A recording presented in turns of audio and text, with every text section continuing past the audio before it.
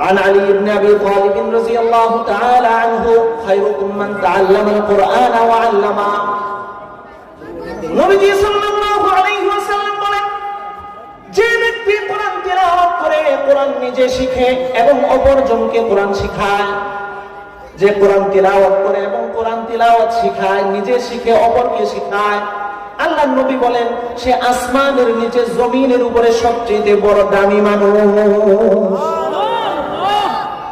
সে যদি যে কোরআন তিলাওয়াত করলো সে যদি মুচি হয়ে যায় তাহলে রাষ্ট্রপ্রধানের চাইতে আরো বেশি দামি, এমপির চাইতে দামি, মন্ত্রীর চাইতে দামি, মেম্বারের চাইতে দামি, কাউন্সিলর চাইতে দামি, সভাপতির চাইতে দামি। আপনি দুনিয়ার যত পদমর্যাদা থাক না কেন সব চাইতে ওই মুচিটা আরো সবচাইতে বেশি দামি। সুবহানাল্লাহ। আনাস ইবনে মালিক রাদিয়াল্লাহু তাআলা আনহু قال قال رسول الله صلى الله عليه وسلم ان لله اهلين من الناس قالوا يا رسول الله من هم। আল্লাহর নবী সাল্লাল্লাহু আলাইহি ওয়াসাল্লাম বলেন, দুনিয়ার জমিনে কিছু মানুষ আছে যারা মানুষের অন্তর্ভুক্ত হওয়ার পরেও তারা আল্লাহর পরিবারের অন্তর্ভুক্ত। সাহাবায়ে কেরাম বললেন, মান হুম ইয়া রাসূলুল্লাহ। সাহাবায়ে কেরাম জিজ্ঞেস করতেছে, ইয়া রাসূলুল্লাহ তারা কারা? দুনিয়াতে মানুষের পরিবার থেকে তারা আসছে, মানুষের ঘরে জন্ম নিছে, মানুষের সাথে চলে, অথচ তারা আল্লাহর। ইন্নাল হামদুলিল্লাহ الحمد لله نحمده ونستعينه ونستغفره ونؤمن به ونتوكل عليه ونعوذ بالله من شرور أنفسنا ومن سيئات أعمالنا من يهد الله فلا مضل له ومن يضلله فلا هادي له ونشهد أن سيدنا وسندنا وحبيبنا ومولانا محمد صلى الله عليه وعلى آله وأصحابه وبارك وسلم تسليما كثيرا. أما بعد فأعوذ بالله من الشيطان الرجيم. بسم الله الرحمن الرحيم. إن الذين يتلون كتاب الله وأقاموا الصلاة وأنفقوا مما رزقناهم سرا وعلانية يرجون تجارة لن تبور ليوفيهم أجورهم ويزيدهم من فضله إنه غفور شكور. وقال النبي صلى الله عليه وسلم خيركم من تعلم القرآن وعلمه أو كما قال عليه الصلاة والسلام. بارك الله لنا ولكم في القرآن العظيم ونفعنا وإياكم بالآيات والذكر الحكيم.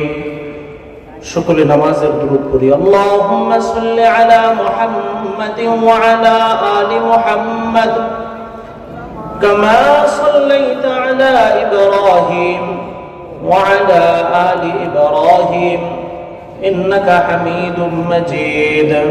اللهم بارك على محمد وعلى آل محمد كما باركت على إبراهيم.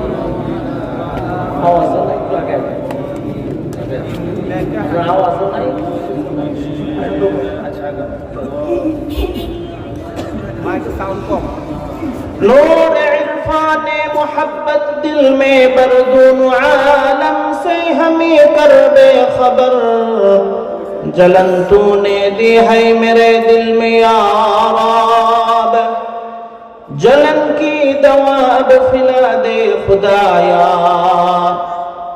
सारे दुनिया तय किया मैं मिसले दूधे का नहीं तेरे मानद खूबसूरत चांद भी होता नहीं बलगल उला बिकमालिही कशफत दुजा बिजमालिही सुनत जमीअ खसालिही لا إله إلا الله লা ইলাহা ইল্লাল্লাহ, লা ইলাহা ইল্লাল্লাহ। মুহাব্বতের সাথে লা ইলাহা ইল্লাল্লাহ, লা ইলাহা ইল্লাল্লাহ, লা ইলাহা ইল্লাল্লাহ, লা ইলাহা ইল্লাল্লাহ, লা ইলাহা ইল্লাল্লাহ।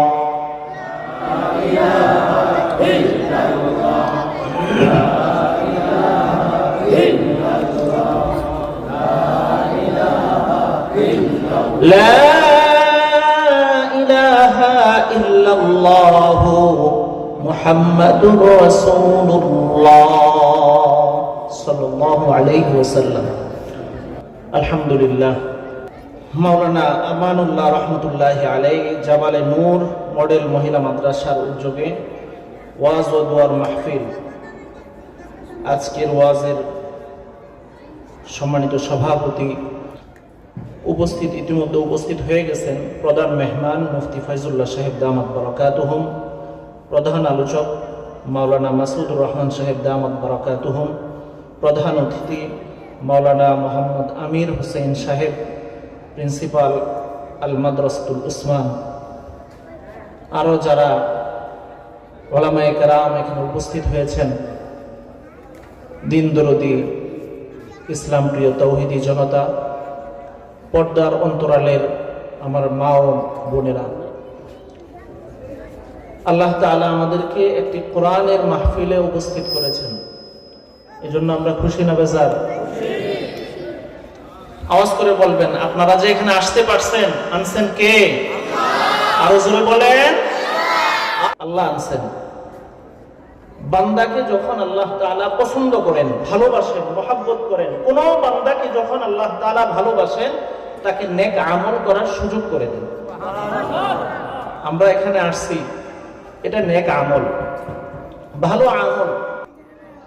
বান্দার কোন একটা আমল যখন আল্লাহ তাআলা কবুল করেন, তাকে পরবর্তী আরেকটা নেক আমল করার সুযোগ করে দেন। আমরা নামাজ পড়ছি, এখন আবার মাহফিলে আসছি, তাহলে আমরা আশা করতে পারি আল্লাহ তাআলা আমাদের নামাজটুকু কবুল করেছেন। জোরে বলেন, সবাই বলেন, সবাই মুখ খুলে বলেন।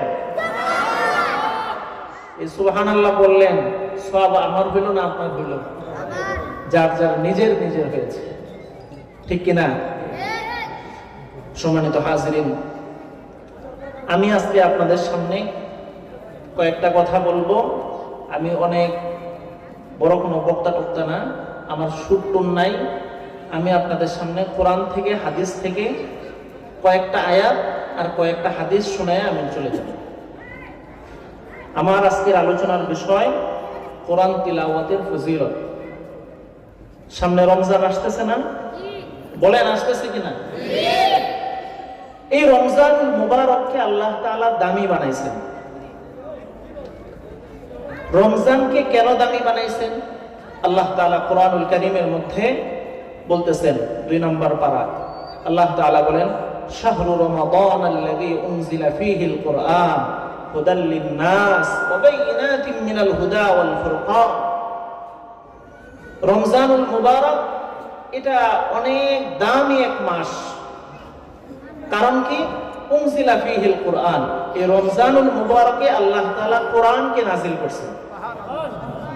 আর কোরআন কি জিনিস? হুদাল লিন-নাস, মানুষের হেদায়েত। কোরআনকে যদি কোনো মানুষ গ্রহণ করে, কোরআনকে কোনো মানুষ যদি আদর্শ হিসেবে মানে, তাহলে এই কোরআন তাকে জান্নাতে পৌঁছে দিবে। আর কোরআনকে যদি কোনো মানুষ আদর্শ হিসাবে না মানে, কোরআনকে যদি কোনো মানুষ তার জীবন ব্যবস্থা হিসাবে না মানে, তাহলে ওই মানুষটাকে শয়তান জাহান্নামের দিকে নিয়ে যাবে। বলেন নাউজুবিল্লাহ। আমরা দামি হয়েছি কোরআনের কারণে।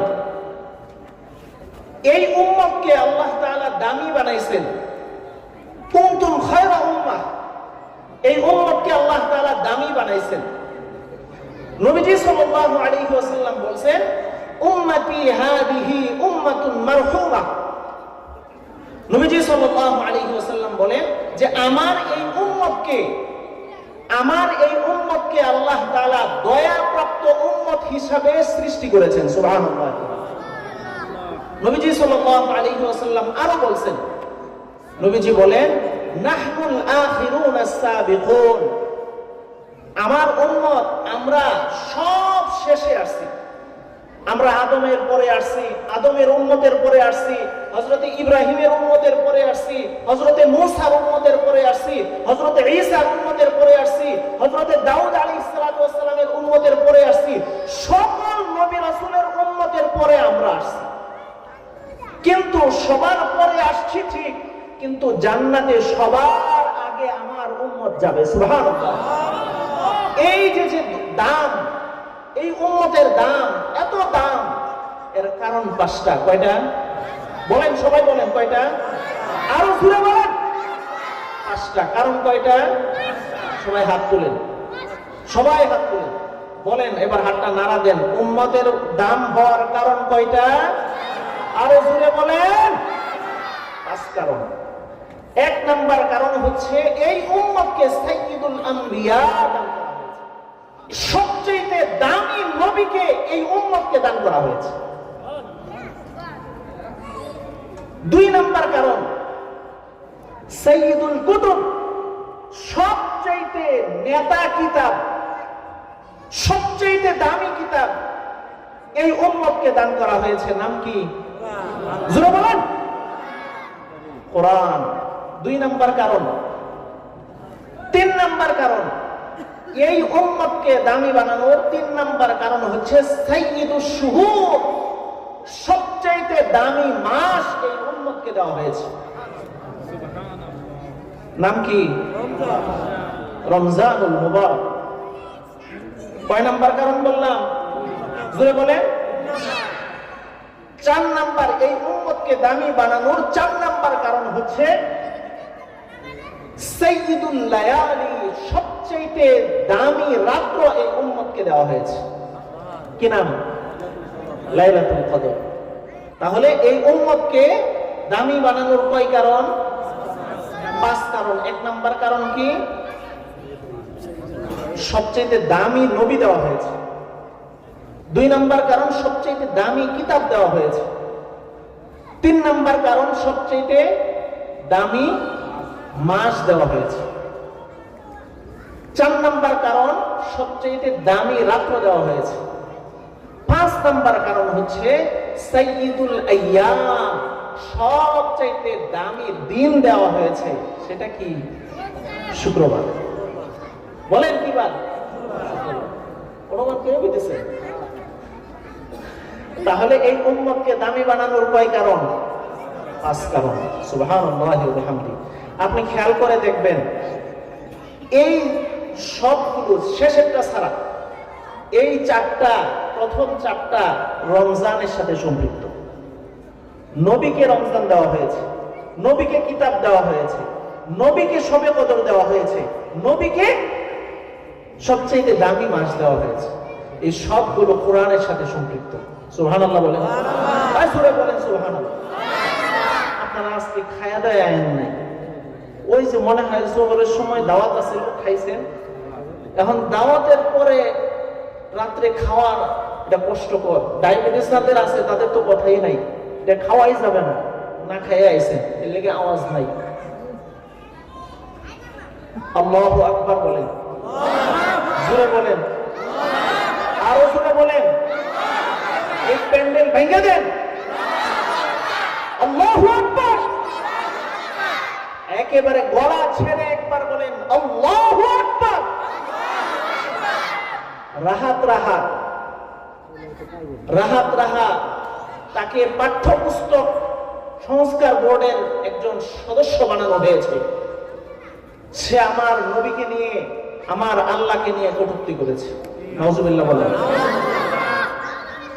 স্বাধীন বাংলাদেশে 5 তারিখের পরে নাস্তিক বেঈমানদের দূষর সরকার পতন হওয়ার পরে আমার সোনার বাংলাদেশে আমার রসুলকে নিয়ে কটূক্তি করা হবে আর আমার আল্লাহকে নিয়ে কটূক্তি করা হবে, এটা কি মেনে নেওয়া যায়? এখনো পর্যন্ত তাকে গ্রেফতার করা হয় নাই। আমরা ডক্টর ইউনূস সরকারের কাছে, তার প্রশাসনের কাছে দাবি জানাই, যদি রাহাত রাহা নামক এই আল্লাহ বিরোধী কুলাঙ্গারকে গ্রেফতার করা না হয় আর মুসলমান সম্প্রদায় যদি আপনাদের দায়িত্বের অবহেলার কারণে দায়িত্ব হাতে নিয়ে এই কুলাঙ্গারকে হত্যা করে, তাহলে মুসলমানদেরকে দায়িত্ব দেওয়ার সুযোগ, চিল্লায় বলেন ঠিক কিনা, আরো জোরে বলেন ঠিক কিনা। আমরা তীব্রভাবে প্রতিবাদ জানাই এবং দাবি জানাই এই কুলাঙ্গারকে গ্রেফতার করতে হবে। আগামী 24 ঘন্টার মধ্যে তাকে গ্রেফতার করতে হবে। কথা বলে সম্মানিত হাজিরিন, আমরা আওয়াজ যদি লম্বা করি, বড় করি, তাহলে এই কুলাঙ্গার গুলো ইসলামকে অবমাননা করার সুযোগ। সম্মানিত হাজিরিন, আমরা আমাদের আলোচনার বিষয় বলছিলাম কোরআনের ফজিলত। আমি কোরআনের 10টা ফজিলত বলবো। কয়টা ফজিলত বলে? কোরআন কাকে বলে? আল কোরআনুল কারীম কালামুল্লাহ আল মুনাজ্জাল আলা নবিয়িনা মুহাম্মাদিন সাল্লাল্লাহু আলাইহি ওয়াসাল্লাম আল মানকুল ইলাইনা। কোরআন কাকে বলে? কোরআন হচ্ছে আল্লাহর কালাম। কোরআন কি? আল্লাহর কালাম। এই আল্লাহর কালাম যা নবী মুহাম্মদ সাল্লাল্লাহু আলাইহি ওয়াসাল্লামের উপর অবতরণ করা হয়েছে। আল মানকুল ইলাইনা নাকলান মুতাওয়াতিরা। আর এই কোরআন আমাদের কাছে ধারাবাহিকভাবে বর্ণিত হয়ে আসছে, ধারাবাহিকভাবে বর্ণিত হয়ে আসছে। মুতাওয়াতিরা, এর মধ্যে কোনো বিচ্ছিন্নতা নাই, ধারাবাহিক আমাদের কাছে আসছে। আলা আহরাফিল সাবআ, যা 7, আরবিতে এই কোরআনকে 7 ভাবে পড়া যায়। কয় ভাবে?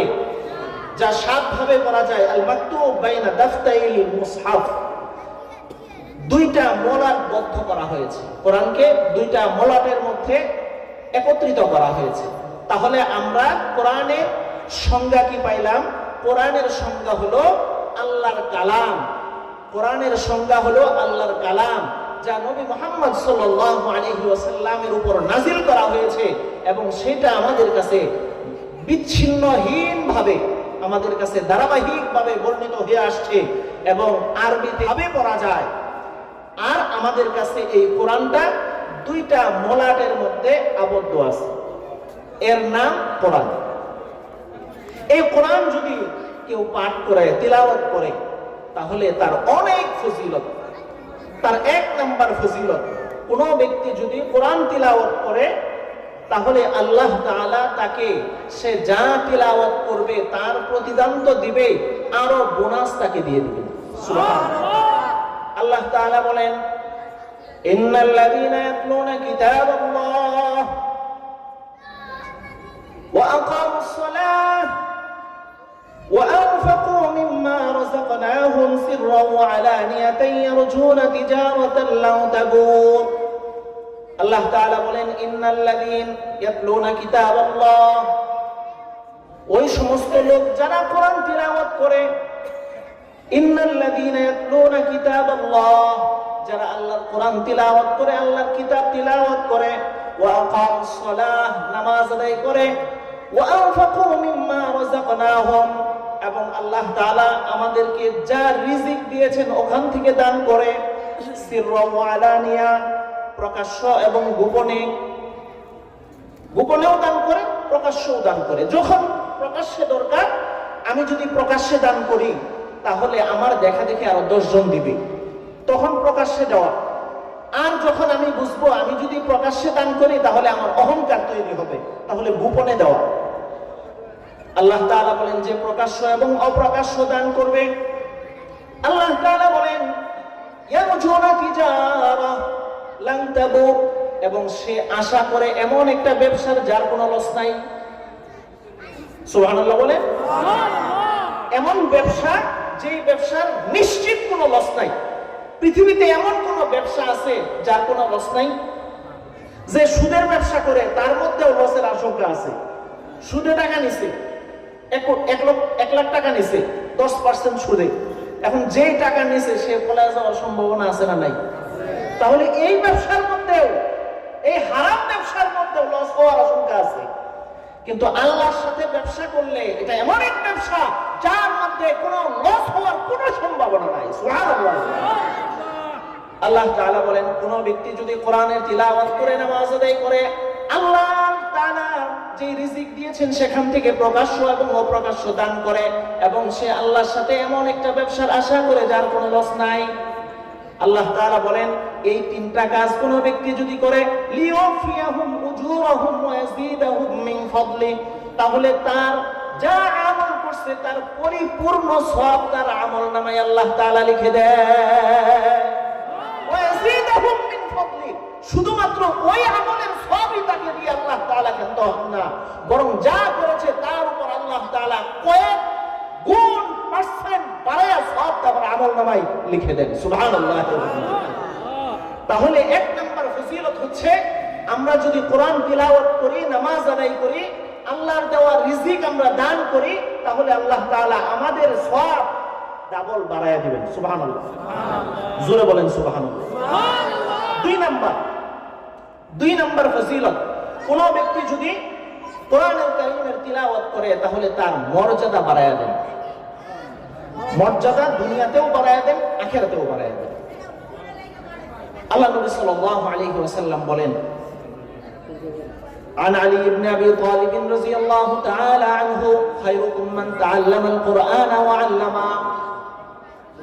নবী সাল্লাল্লাহু আলাইহি ওয়াসাল্লাম বলেন, যে ব্যক্তি কোরআন তিলাওয়াত করে, কোরআন নিজে শিখে এবং অপরজনকে কোরআন শিখায়, যে কোরআন তিলাওয়াত করে এবং কোরআন তিলাওয়াত শিখায়, নিজে শিখে অপরকে শিখায়, আল্লাহর নবী বলেন সে আসমানের নিচে জমিনের উপরে সবচেয়ে বড় দামি মানুষ।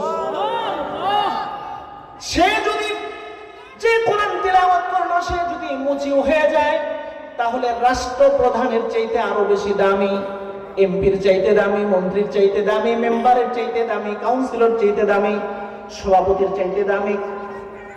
আপনি দুনিয়ার যত পদমর্যাদা থাক না কেন, সব চাইতে ওই মুচিটা আরো সবচাইতে বেশি দামি। সুবহানাল্লাহ।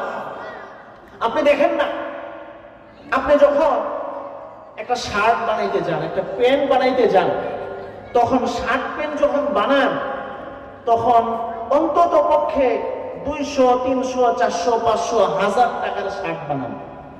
কথা ঠিক না বে ঠিক? কিন্তু কোরআন শরীফের একটা গিলাপ যখন আপনি বানাইতে যাবেন, কোরআন শরীফের একটা গিলাপ বানাবেন, কয় টাকা দিয়ে কিনেন? কয় টাকা দিয়ে কিনেন? 50 টাকা, সর্বোচ্চ 50 টাকা গজ দিয়ে আপনি কোরআন শরীফের একটা গিলাপ বানান। এখন আপনি নিজের পোশাকটা বানালেন 500 টাকা গজের কাপড় দিয়ে, কোরআনের গিলাপটা বানাইলেন 50 টাকার কাপড় দিয়ে, কিন্তু 500 টাকার এই আপনার পোশাকটা যদি আপনার পায়ে লাগে কয়বার সালাম করেন?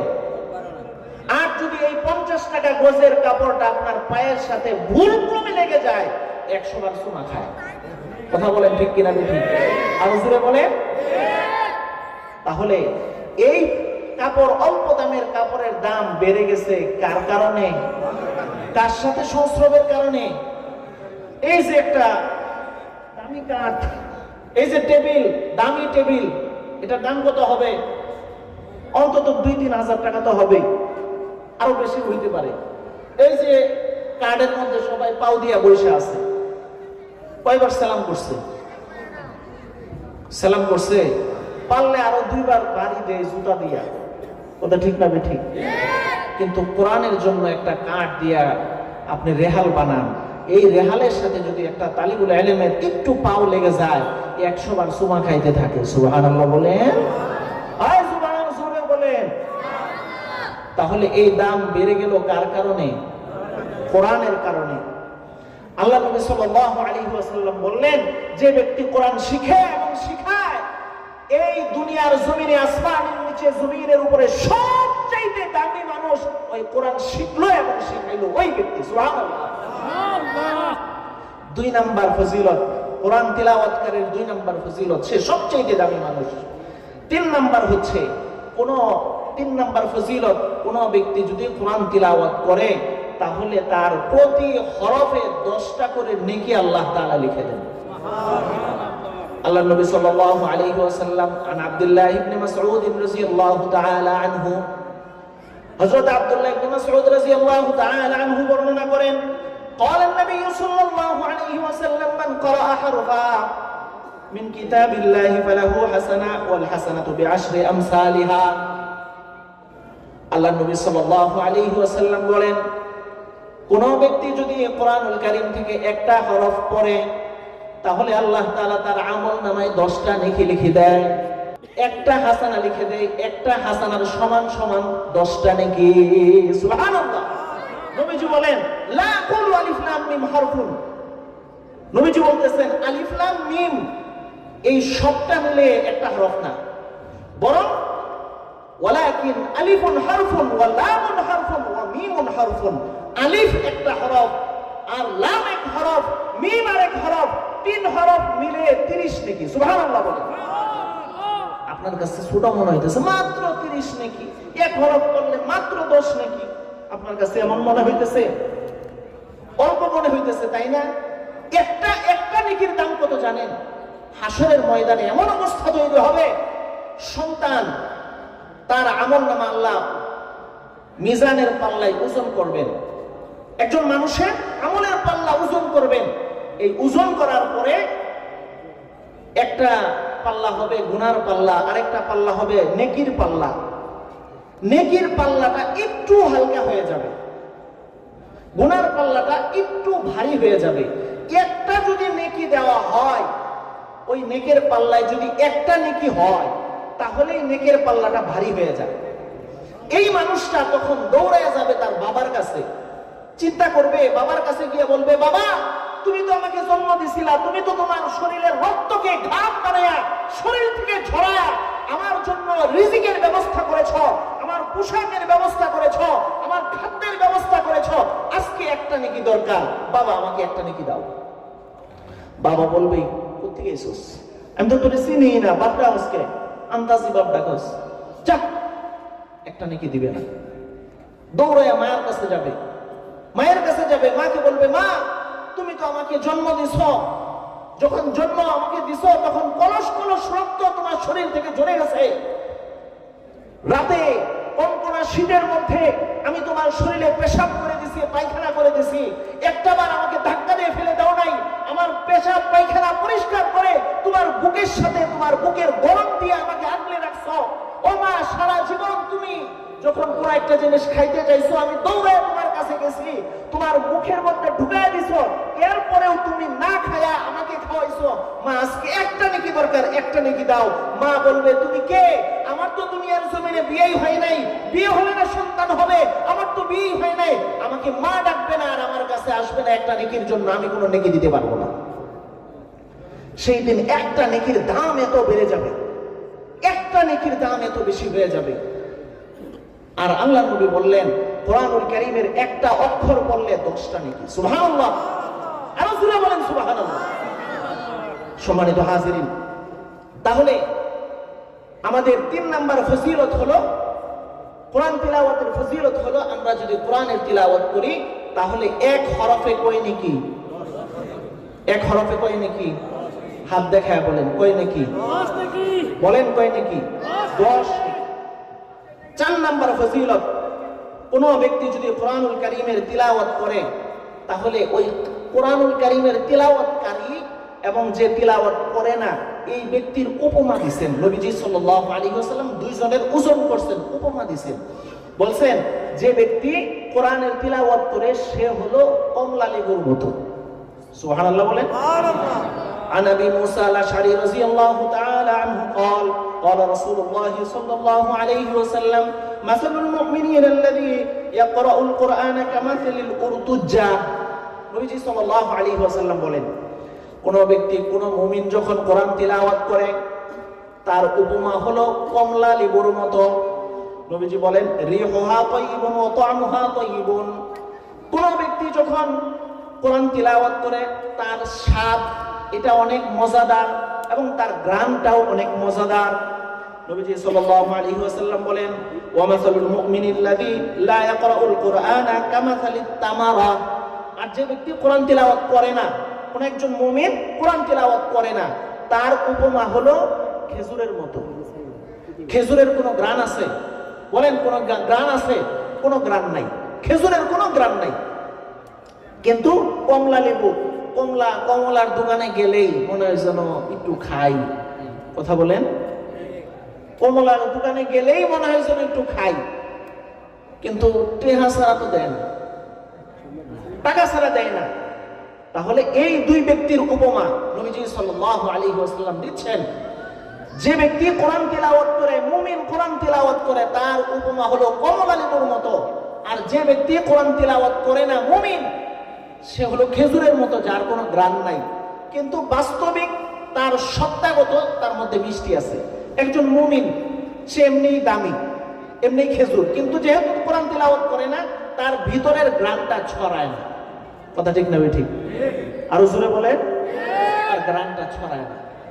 কিছু মুমিন নামদারি আছে, কিছু মুমিন নামদারি আছে, এরা শুধু নামেই মুমিন, মাঝে মাঝে নির্বাচনের সময় লেটুপিটা মাথার দেয়, আছে না নাই? কিন্তু ভিতরে ঈমান বলতে খালি চান্দাবাজি করে, সুযোগ পাইলেই কি করে? খালি চান্দাবাজি করে। এই দোকানে 1 লাখ, ওই দোকানে 10,000, ওই দোকানে 50,000, আছে না নাই? বাড়ি করলে যায় চান্দা করে 2 লাখ, 3 লাখ, 5 লাখ, আছে না নাই? এই জোরে বলেন না কেন? আপনাদের এলাকায় নাই, এটা আমাদের গ্রামে আছে। আপনাদের গ্রামে আছে? নাই তো? আছে, আছে। তাহলে নবীজি সাল্লাল্লাহু আলাইহি ওয়াসাল্লাম আমাদেরকে শিখাইলেন, যেই মুমিন কোরআন তিলাওয়াত করে তার উপমা হলো কমলা লেবুর মতো। কিসের মতো? আমরা কি কমলা লেবুর মতো হইতে চাই না খেজুরের মতো হতে চাই? আমরা কমলা লেবুর মতো হতে চাই। কে কে রাজি আছেন? নারায়ে তাকবীর, নারায়ে তাকবীর, হাত নামান। সম্মানিত হাজিরিন, 5 নাম্বার ফজিলত, মুমিন, যেই মুমিন কোরআন তিলাওয়াত করে তার 5 নাম্বার ফজিলত হলো মৃত্যুর পরেও কোরআনের কারণে তার মর্যাদা আল্লাহ তাআলা বাড়ায় দেন। সুবহানাল্লাহ। এটা মরণের পরে জান্নাতে গিয়ে তো বাড়াবেন, জান্নাতে যাওয়ার আগে কবরে যাওয়ার সময় তার দাম বেড়ে দেন। সুবহানাল্লাহ। عن جابر بن عبد الله رضي الله تعالى عنه قال كان النبي صلى الله عليه وسلم يجمع بين الرجلين من قتلى أحد في ثوب واحد ثم يقول أيهم أكثر أخذا للقرآن। নবীজি সাল্লাল্লাহু আলাইহি ওয়াসাল্লাম উহুদের যুদ্ধে গেছেন। উহুদের যুদ্ধে অনেক শহীদ হয়েছেন, সাহাবায়ে কেরাম অনেকে শহীদ হয়েছেন। শহীদ হওয়ার পরে সাহাবায়ে কেরাম এই পরিমাণ শহীদ হয়েছেন, তাদেরকে দাফন করার মতো কাপড় নাই। সবাইকে একটা একটা করে কাপড় দিবে, একটা একটা করে কাফনের কাপড় দিবে, এরকম ব্যবস্থা নাই। তখন নবীজি সাল্লাল্লাহু আলাইহি ওয়াসাল্লাম একটা সিদ্ধান্ত নিলেন, একটা ব্যবস্থা করলেন যে 2 কাপড়ের মধ্যে, 1 কাপড়ের মধ্যে 2 জনকে ঢুকাইয়া দিতেন। 1 কাপড়ের মধ্যে কয়জন? 2 জন। আপনারা কি ঘুমাইতেছেন নাকি? 1 কাপড়ের মধ্যে কয়জন? 2 জন। এই 2 জনকে 1 কাপড়ের মধ্যে ঢুকাইতেন, ঢুকাইয়া কবরে রাখতেন। সাহাবায়ে কেরাম জিজ্ঞেস করতেন, ইয়া রাসূলুল্লাহ, এই 2 জনের মধ্যে কাকে উপরে দিব আর কাকে আমি নিচে দিব? সাহাবায়ে কেরাম জিজ্ঞেস করতেন। তখন নবীজি সাল্লাল্লাহু আলাইহি ওয়াসাল্লাম সাহাবায়ে কেরামকে জিজ্ঞেস করতেন, আইয়ুহুম আকসারু আখযান লিল কুরআন, এই 2 জনের মধ্যে কোরআন বেশি কার জানা আছে? সাহাবায়ে কেরাম তখন ফাইদা উশিরা লাহু ইলা আহাদিহিমা কদ্দামাহু ফিল লাহদ, তখন নবীজি সাল্লাল্লাহু আলাইহি ওয়াসাল্লামকে সাহাবায়ে কেরাম ইশারা করে দেখায় দিতেন, এই 2 জনের মধ্যে এই ব্যক্তির কোরআন বেশি জানা। তখন নবীজি সাল্লাল্লাহু আলাইহি ওয়াসাল্লাম যে কোরআন বেশি জানে তাকে আগে ঢুকাইতেন, এই আগে ঢুকাইয়া দাম বাড়ায় দিতেন। সুবহানাল্লাহ। তাহলে কবরে কি যাবেন, জান্নাতে যাওয়ার আগে কবরে যাবেন, এই কবরে যাওয়ার পরেও তার দাম আল্লাহর নবী সাল্লাল্লাহু আলাইহি ওয়াসাল্লাম জনসম্মুখে প্রকাশ করে দিয়েছেন। সুবহানাল্লাহ।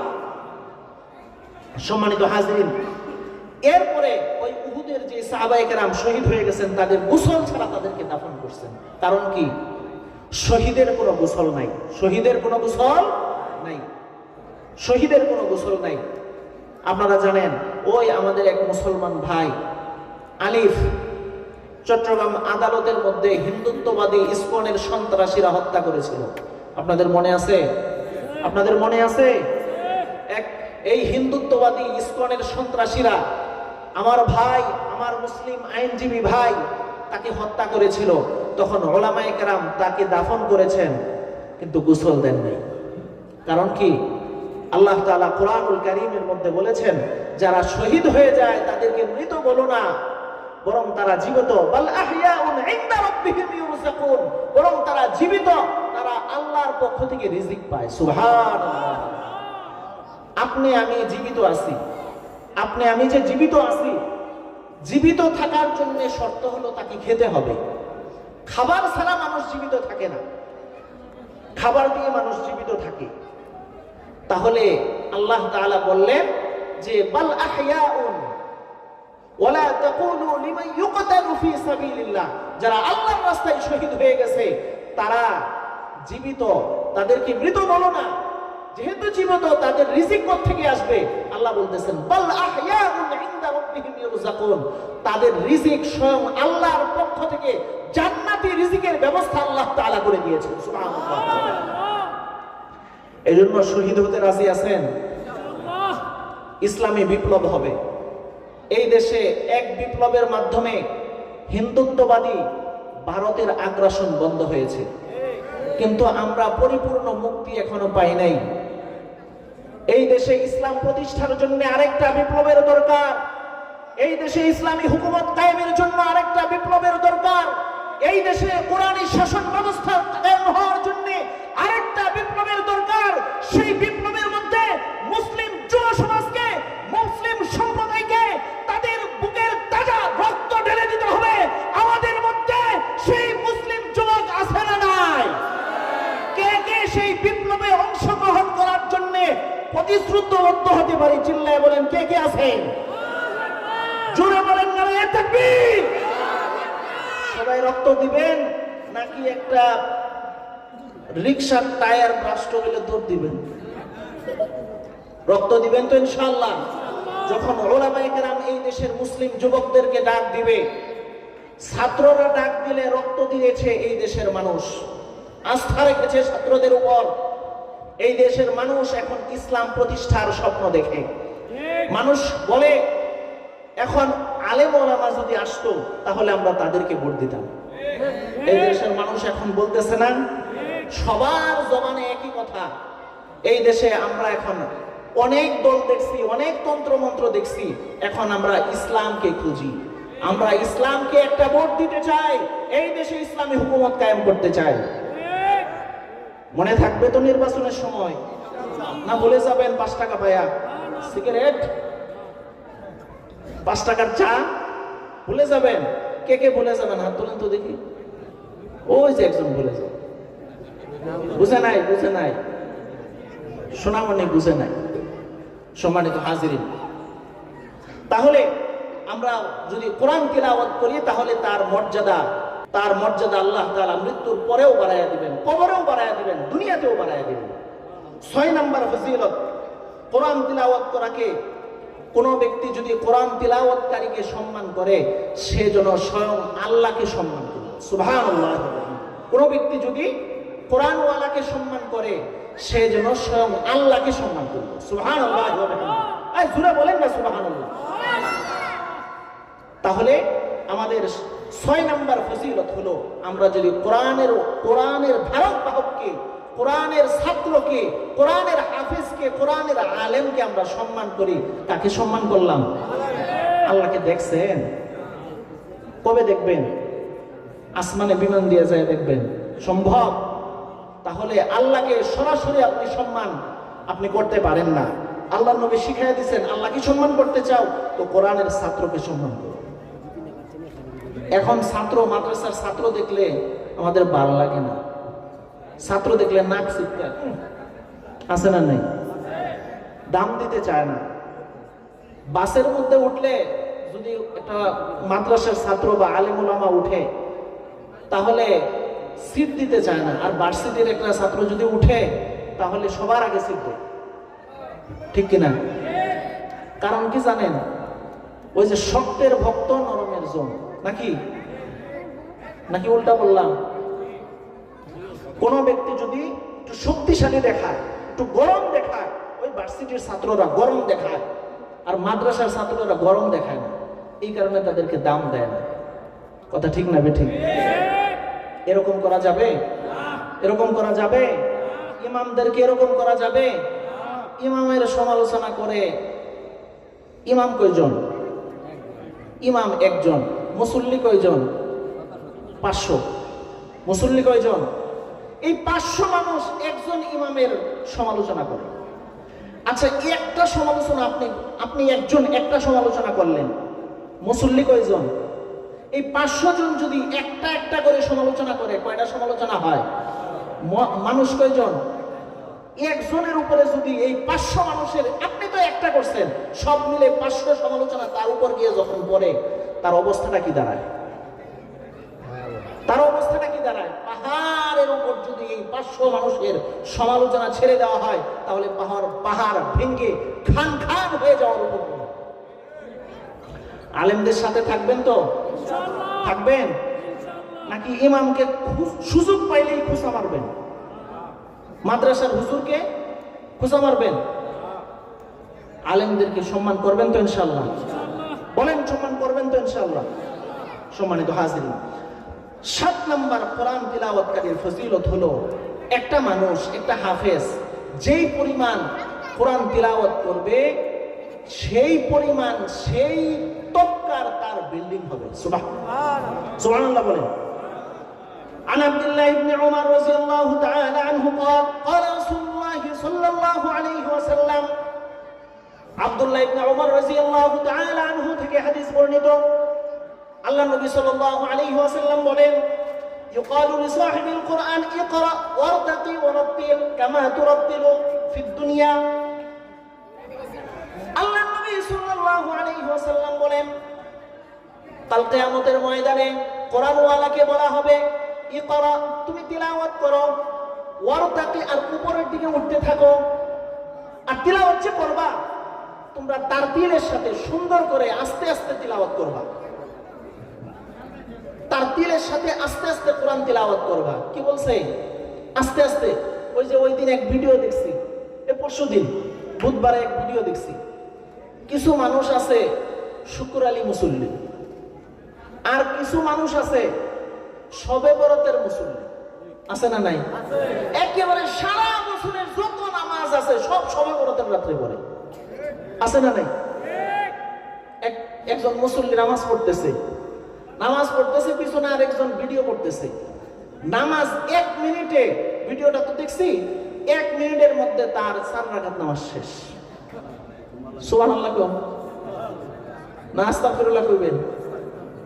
তাহলে এই যে লোকটা 1 মিনিটের মধ্যে 4 রাকাত নামাজ পড়লো, সে কি পড়লো? কি সুবহান রাব্বিয়াল আযীম পড়লো, আর কি সুবহান রাব্বিয়াল আলা পড়লো, কি আলহামদুলিল্লাহি রাব্বিল আলামিন পড়লো। তাহলে এই যে সূরার তারাবি হয়, সূরার তারাবির মধ্যে শুরু করে আলহামদুলিল্লাহি রাব্বিল আলামিন, আছে না নাই? আছে। আল্লাহ নবী সাল্লাল্লাহু আলাইহি ওয়াসাল্লাম বললেন, ওয়ারতাকি ওয়ারাত্তিল কামা তুরাত্তিলু, কোরআন তিলাওয়াত করতে হবে তারতিলের সাথে, সুন্দর করে, স্পষ্ট আওয়াজে, উচ্চারণ করে করে। আমরা কি সেটা করি? বলেন, করি? করি না। তাহলে কোরআন তিলাওয়াত করতে হবে আস্তে আস্তে, নরম সুরে, মজাদার করে, খুব মজা করে তিলাওয়াত করতে হবে। যতটুকু সুর আপনার নাই, এরপরেও তো সুর আছে। আছে না নাই? একলা একলা যখন থাকেন, মনটা একলা একলা একটা কাজ করতেছেন, তখন একটা গান মনে হয়। আছে না নাই? এরকম গান আমরা গাই না? আপনি কোন আর আমি কই, একটা গান মনে মনে চলে আসে, ওই গান সুর দিয়ে বলতে থাকেন। আপনার সুর তো নাই, এরপরেও কাউয়ার সুরে পড়তে থাকেন। আছে না নাই? তো আপনার যতটুকু সুর আছে, সবটুকু সুর, সবটুকু আবেগ আপনি ঢেলে দেন আর তিলাওয়াত করতে থাকেন। আলহামদুলিল্লাহি রাব্বিল আলামিন। সুবহানাল্লাহ বলেন। নবীজি সাল্লাল্লাহু আলাইহি ওয়াসাল্লাম বলেন যে তোমরা ইকরা ওয়ারতাকি কামা তুরাত ওয়ারতাকি ওয়ারাতিল, তোমরা কোরআন তিলাওয়াত করো আর আস্তে আস্তে উপরের দিকে উঠো। আর কোরআন তিলাওয়াত করো, দুনিয়ার জমিনে যেরকম তারতিলের সাথে তোমরা কোরআন তিলাওয়াত করতা, ওই রকম জান্নাতের মধ্যেও তোমরা তারতিলের সাথে কোরআন তিলাওয়াত করতে থাকো। ফাইন্না মানজিলাতাকা ইনদা আখিরি আয়াতিন তাকরাউহা, যেই সময় যায় তুমি কোরআন তিলাওয়াত শেষ করবা, ওই অত তালা উপরে তোমার জান্নাতের স্থান হয়ে যাবে। তাহলে একটা হাফেজের মুখস্থ আছে কত আয়াত? 6666 আয়াত বলেন আর 14 আয়াত বলেন, বিভিন্ন মতামত আছে, বিভিন্ন মতামত আছে। যতই হোক 6000 এটা তো নিশ্চিত। তাহলে আপনার বিল্ডিংটা হবে 6000 তালা। সুবহানাল্লাহ, আল্লাহু আকবার।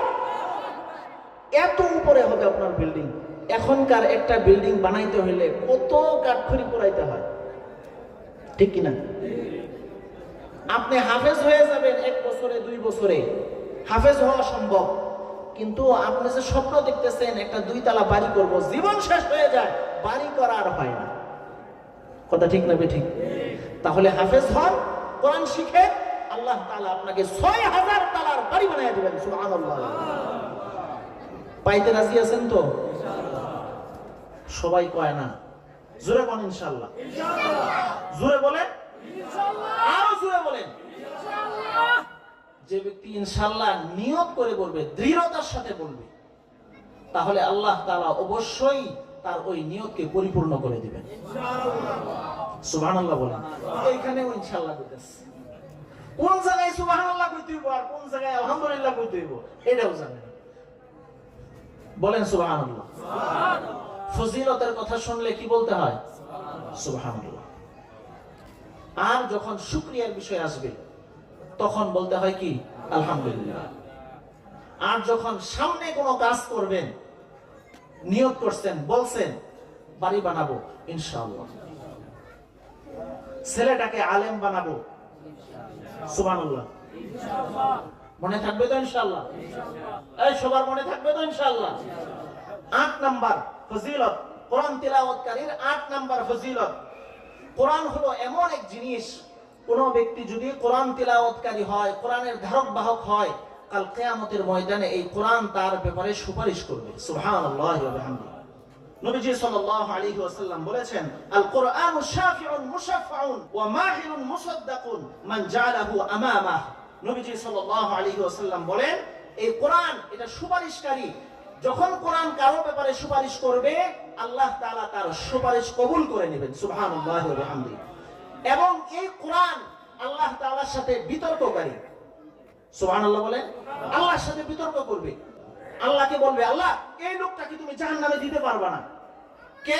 আমি জাহান্নামে দিতে পারবো না। কে?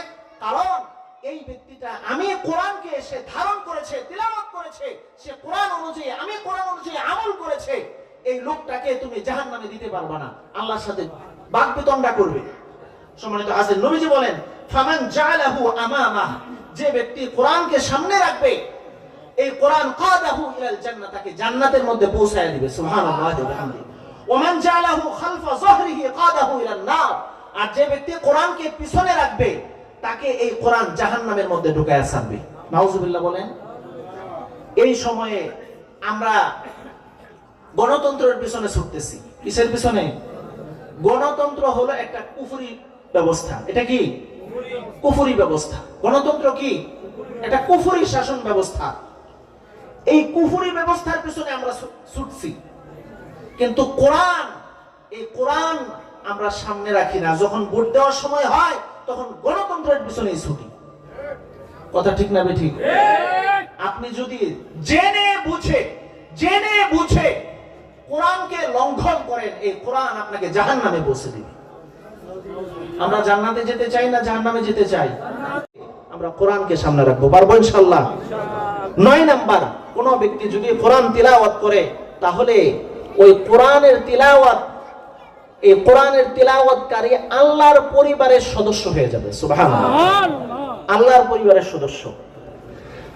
যদি মনে করেন কোন ক্রমে সামনে যেই সরকার আসবে, ভবিষ্যৎ সরকার প্রধান যিনি হবে, তার শালার ঘরের, ভাতিজার ঘরের, তালতো ভাইয়ের ঘরের, বন্ধুর ঘরের বন্ধু, শালার ঘরের শালা যদি একটা পরিচয় দিতে পারে যে সে আমার তালতো ভাইয়ের, শালাতো ভাইয়ের, খালাতো ভাইয়ের, তমুক ঘরের তমুক, এই পরিচয়টা যদি দিতে পারে যে প্রধানমন্ত্রীর আমি অমুক, তাহলে তার পাশা কি আর মাটিতে পড়ে?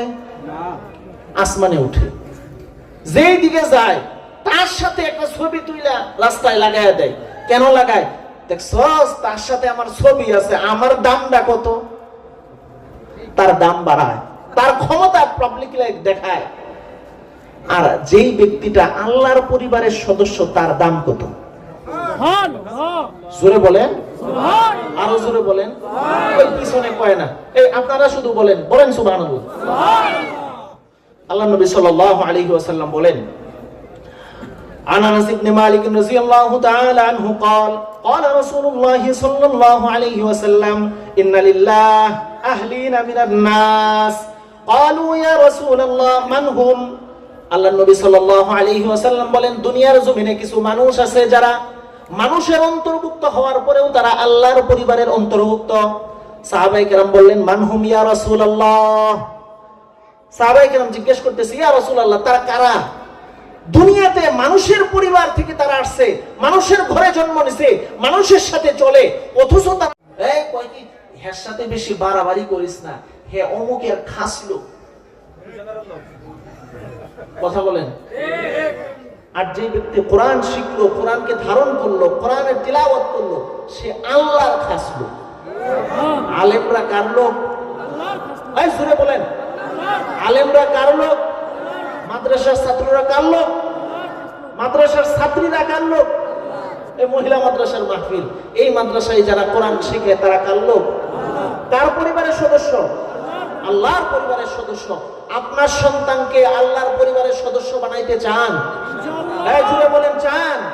তাহলে এই জাবালে নূর মাদ্রাসায় ভর্তি করতে হবে, মহিলা মাদ্রাসায় ভর্তি করতে হবে আপনার মেয়েকে। তাহলে আপনার মেয়ে আল্লাহর পরিবারের সদস্য হবে। আপনার মেয়ে যদি জান্নাতে চলে যায় আল্লাহর পরিবারের সদস্য হইয়া, আপনি কি জাহান্নামে যাবেন? বলেন, জাহান্নামে যাবেন না। আপনিও আল্লাহর পরিবারের সদস্য হয়ে আপনিও জান্নাতে চলে যাবেন। সুবহানাল্লাহ। আমরা কোরআন যদি তিলাওয়াত করি, কোরআনের ধারক বাহক হই, তাহলে আমরা কার পরিবারের সদস্য? কার খাস লোক? জোরে বলেন, কার খাস লোক? আল্লাহর খাস লোক। 10 নম্বর ফজিলত, কোরআন তিলাওয়াত যে করবে তারা ফেরেশতাদের সঙ্গী হয়ে যাবে। সুবহানাল্লাহ। ফেরেশতাদের কোনো গুনাহ আছে? বলেন, কোনো গুনাহ আছে? কোনো গুনাহ নাই, তাদের গুনাহ করার ক্ষমতাও নাই। তারা ফেরেশতাদের সাথে থাকবে।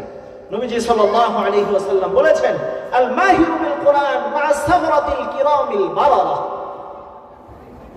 যারা কোরআন অর্জন করবে তারা আল্লাহ তাআলার নৈকট্য প্রাপ্ত ফেরেশতাদের সাথে জান্নাতে থাকবে। সুবহানাল্লাহ। তাদের সঙ্গী হয়ে যাবে। ফেরেশতাদের মধ্যেও কোয়ালিটি আছে, নিম্ন quality, high quality, low quality, high quality. এই হাই কোয়ালিটি হলো যারা আল্লাহর সাথে থাকবে। এই ওই হাই কোয়ালিটির ফেরেশতাদের সাথে এই কোরআনের অভিজ্ঞ যারা তারা থাকবে। সুবহানাল্লাহ। ওয়াল্লাযী ইয়াকরাউল কুরআন ওয়া ইয়াতাতাআতাউ ফীহি। আর ওই সমস্ত লোক যারা কোরআনের তিলাওয়াত করবে, ওয়া ইয়াতাতাআতাউ ফীহি, এবং ধাক্কায়া ধাক্কায়া পড়বে, ধাক্কায়া ধাক্কায়া পড়বে, এমন যারা হবে, ওহু আলাইহি শাক্কুন লাহু আজরান, এবং যারা ধাক্কায়া ধাক্কায়া পড়বে তাদের 2টা সওয়াব। কয়টা সওয়াব? আমার দিকে চান, কয়টা সওয়াব? 2টা সওয়াব। তাহলে কোরআন যে শিখবে তারা ফেরেশতাদের সাথে থাকবে, আর যারা ধাক্কায় ধাক্কায় কোরআন শরীফ তিলাওয়াত করবে তার 2 সওয়াব। কয় সওয়াব? একটা হলো কোরআন তিলাওয়াতের কারণে, আরেকটা হলো কোরআন যে কষ্ট করে পড়ছে এই কষ্টের কারণে। সুবহানাল্লাহ বলেন, আরো জোরে বলেন। এই যে সামনে রমজান আসতেছে, আমাদের মা বোনেরা আশপাশে আছেন, মহিলা মাদ্রাসার মাহফিল, মা বোনেরা আছেন, এই জাবালে নূর মাদ্রাসায় মহিলাদের কোরআনের ব্যবস্থা থাকবে। রমজানদেরকে অন্তত কোরআন শেখার জন্য রমজান মাসে এই জাবালে নূর মাদ্রাসায় পাঠাবো তো ইনশাআল্লাহ। কে কে পাঠাবেন? সবাই বলেন। আপনারা পাঠাইবেন না? কোরআন শেখার দরকার নাই? গড় যদি ভালো হয় তাহলে দুনিয়ায় জান্নাত, আর যদি কিছু করলেই বউ খালি ধাক্কা মারে, ধাক্কা মারে, তাহলে গড় জাহান্নাম। এই জন্য কোরআনের কাছে নিয়ে গড় জান্নাত হিসাবে পরিণত হবে। সুবহানাল্লাহ বলেন, পারবেন তো ইনশাআল্লাহ?